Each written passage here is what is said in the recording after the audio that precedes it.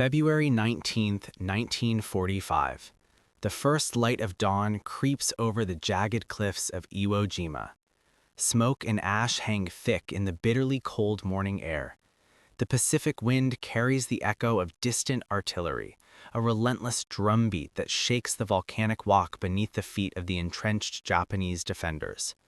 From the blackened craters and camouflaged bunkers, shadowed figures peer warily at the rising sun, anticipating yet another wave of American soldiers, each as determined as the last. But they do not yet know what is coming.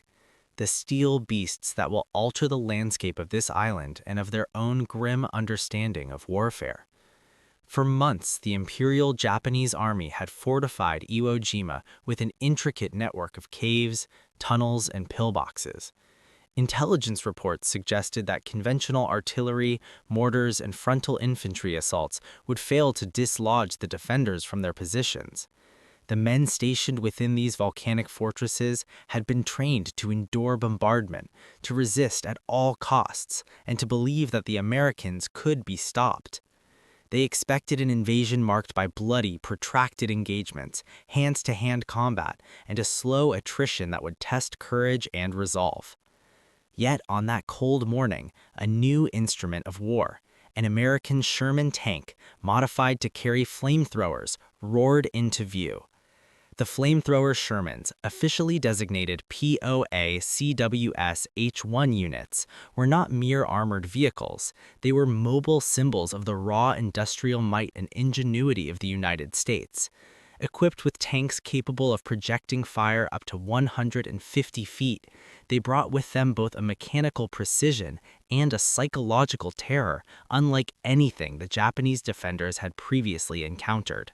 Historical records indicate that these flamethrower tanks were part of a broader strategy by U.S. Marines to neutralize the complex cave networks that had rendered previous assaults ineffective.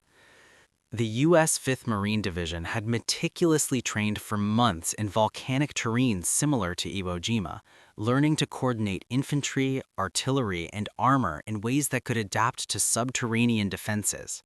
According to the wartime reports, the Japanese troops inside the caves were utterly unprepared for the combination of armored might and concentrated flame.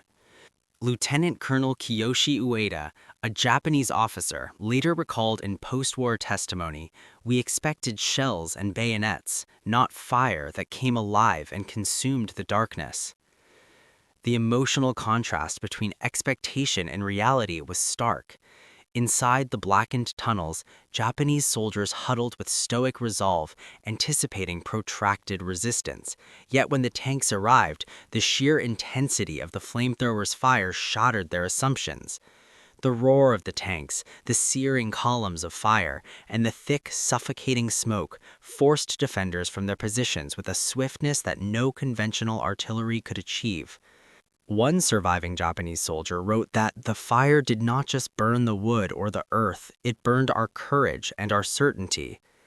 The Shermans, once merely a distant threat, became instruments of an unavoidable, transformative reality. Industrial ingenuity could overcome even the most resolute defensive preparations. Factual evidence corroborates the psychological and tactical impact of the flamethrower Shermans. Marines reported that within hours, entire cave complexes that had withstood weeks of bombardment and infiltration were neutralized, and Japanese casualties in those positions were disproportionately high. American war diaries noted the unprecedented efficiency of the tanks in clearing fortified caves, emphasizing both the tactical advantage and the morale effect on the attacking troops. This was more than machinery overpowering flesh. It was a demonstration of a new type of battlefield logic, one in which mechanized power could render even the most resolute defensive preparations momentarily obsolete. Symbolically, the flamethrower Shermans represented more than just firepower. They embodied the abundance, innovation, and industrial capacity of the United States, a stark contrast to the scarcity-driven mindset of the Japanese garrison. While Japanese soldiers relied on ingenuity within constrained resources, underground tunnels, improvised traps, and rationed supplies, The Americans wielded fire as both a tool and a message. There is no limit to what can be achieved when society is marshaled behind a common purpose. In this sense, the tanks themselves became a recurring emblem of American strength, sufficiency, and a kind of mechanical democracy where collective effort amplified individual capability. As the battle unfolded, the transformation was evident not only in the physical landscape but in perception.